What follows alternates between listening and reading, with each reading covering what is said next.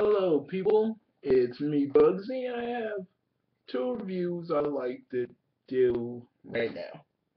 Okay, a lot of you have asked me and asked me and asked me and asked me and asked me and asked me even harder about Teen Titans Go.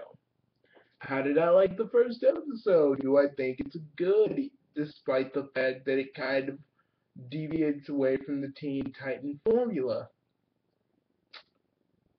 Well, honestly, I wasn't expecting much from this show, and I'll admit that.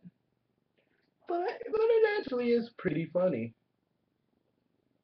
It is pretty funny, and and it's not the Teen Titans we all wanted. We all wanted like a fourth freaking season, or was it a third one? I forget. But it's it's it was fun. But you know what? I'm telling you that the so-called not Terra, but is Terra, but looks like Terra, but it's not Terra. Trust me, if you read the comic books, it gets way, way, way confusing. Just be glad they spared you. Just be glad they spared you that. Yeah. So, I mean, as a kind of a superhero cheesy comedy show, it's pretty good. Cartoon is pretty good. It's not as it's a little bit action packed, but it's a lot more goofy, like how some of the old episodes of Teen Titans were.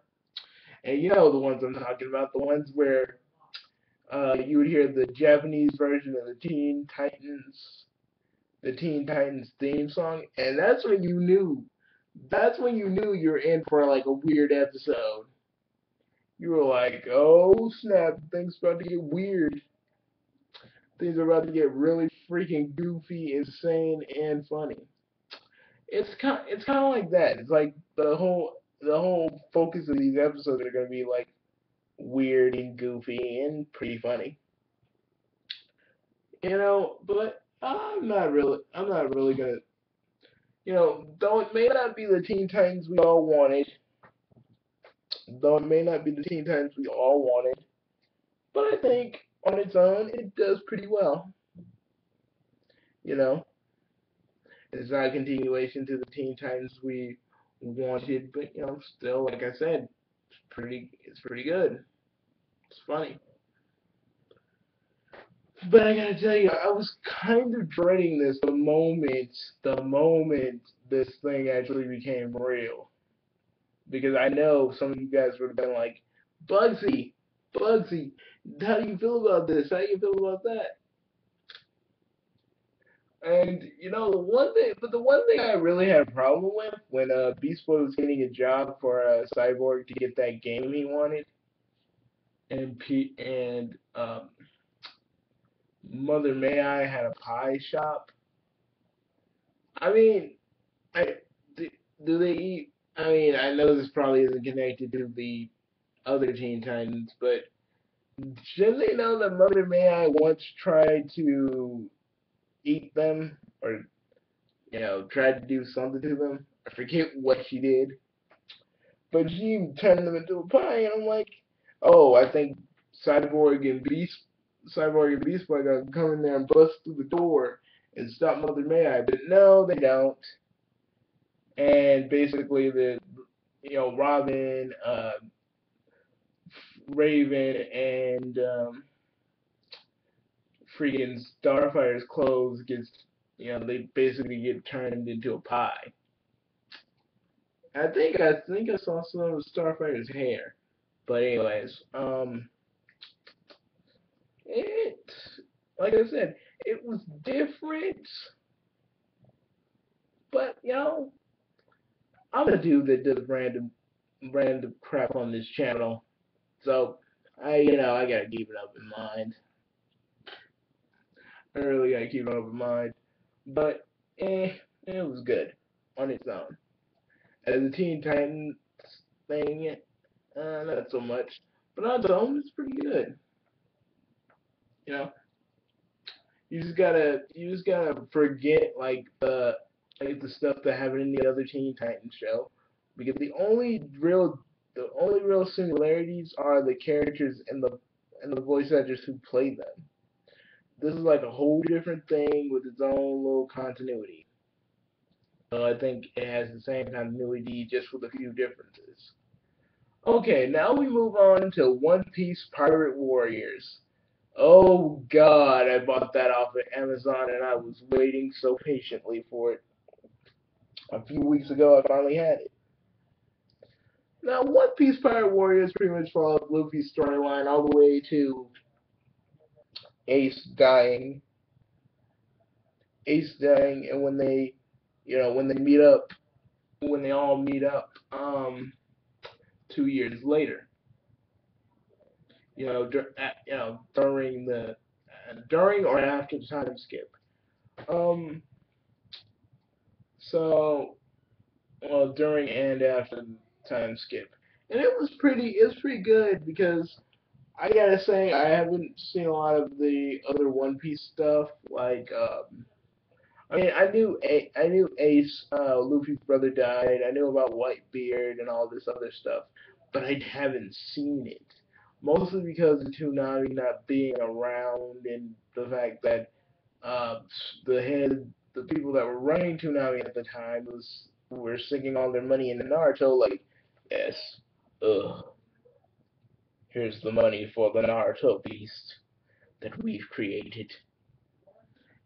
So I never really saw the rest of One Piece. But with this one, I was like, yeah, I'm pretty caught up, and pretty much they take all the One Piece filler and they give you all the stuff you really needed to know, like the stuff with Nico Robin and just the stuff like that. And there's action stages where you're basically getting the point A to point B and fighting whatever. But there's also little missions and other stuff you can complete. There's another kind of section of the game where it's kind of like Dynasty Warriors, where you're taking another person's territory, you take their territories, and the bosses show up. You beat the bosses, and then you beat it. I guess it would take you. I guess it would take you a good few hours if you really feel like you can complete it. If you really feel like you can complete it. Me, I finished it in chunks, and it took me like 2 weeks to finish it. Really, I'd say not my best finishing time, but still pretty good. I enjoyed it. Now there are some problems like the camera angle and the lock-on system. The lock-on system, when a character moves in a certain spot, it's like the lock-on doesn't really get it. Like you're right there near the person, near the boss you're trying to fight, but the lock-on it's ignoring you. The next thing is the freaking camera angles. I mean, I can't tell you how many times I tried to, you know, when I'm Luffy and I'm trying to launch one of my special attacks, and I'm moving the camera and I accidentally aim wrong because of the freaking camera. So then I like hit like 20 inches away from the target I'm supposed to hit. The one thing I really liked was second gear because it was like going Super Saiyan.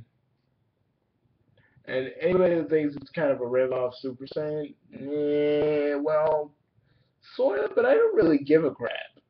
You know, a lot of people say, "Oh, Sonic ripped off a freaking Dragon Ball Z with the Super Sonic," and people, I really don't give a crap about it. It's still fun to play no matter what. You know, I say if you're a One Piece fan, you should definitely get it. You know, if you want to get caught up with One Piece, and because I keep hearing that since Toonami is back and the new changes are in order, they're probably going to start where they left off. So that's a possibility. They're probably going to start from the very beginning. I don't think they should though. They should start where they left off. So they'd be like, so Tom would go like, here's One Piece, right where you left off, right where you left off tonight, faithful. Just something like that. I think that would probably work. But I give, I give One Piece, I give One Piece a, I give One Piece like a. Oh yeah, I should talk about all the other characters. Uh, I should talk. Oh yeah, I should talk about all the other characters before I give my final verdict. Um, some of the other characters, well, control different. Usopp, I dare you guys.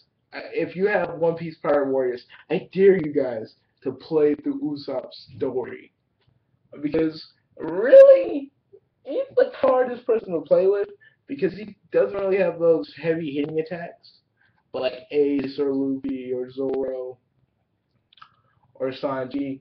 Even though Sanji to me is like the most hardest person to play as because you have to be precise with your hits, like really freaking precise, and I'm all like, with myself. But I think that's not a game. That's not game flaw. That's just a me flaw. You know.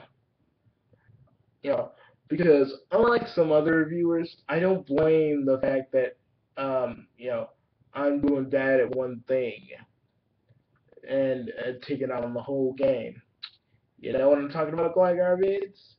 If you're watching this, I know you do. But like I said, and for all the reviewers out there that do Gligar Vids crappy recommendation work, I really feel like if you're a One Piece fan, this is definitely up your alley. You know, because it's fun, and who doesn't want to play as Luffy? And when you beat the game, there's like two challenge maps. I suggest you try them. I'm not really gonna say what they are. You just have to find out for yourself. It's so good. It will take you a while to complete it. I haven't completed it yet myself, but trust me, it's awesome. You can also play online, but it doesn't.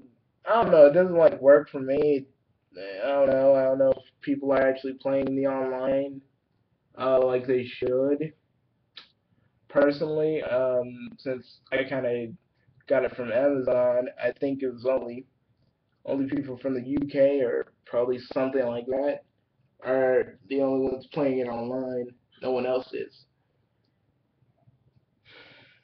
And then there's downloadable content. I don't think there's going to be any downloadable content. There isn't any downloadable content as of yet. I don't think there ever is going to be because I don't know. Probably there is, but probably there isn't. I don't really entirely know. And it really gets you ready for One Piece Pirate Warriors 2.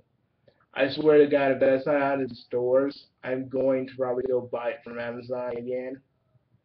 I'm probably gonna go buy it from Amazon and play and get it, wait for a while, and then play it. Um, like I said, my final rating for it is for Teen Titans Go. It's it's a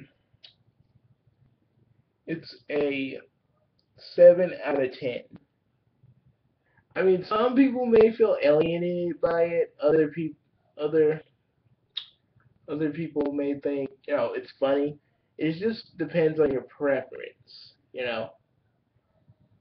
One Piece Pirate Warriors deserves a 9 out of 10. It has a few flaws, but you can kind of look past it and have a good time with it. This is Bugsy with my reviews. I might be doing another video a little bit later about Kevin Conroy not being in this Arkham Origin game and how everybody's reacting to it. It's probably going to be me raging out about it. Um, so, you're warned. See you guys later. This is Bugsy signing off to the new world. One Piece reference.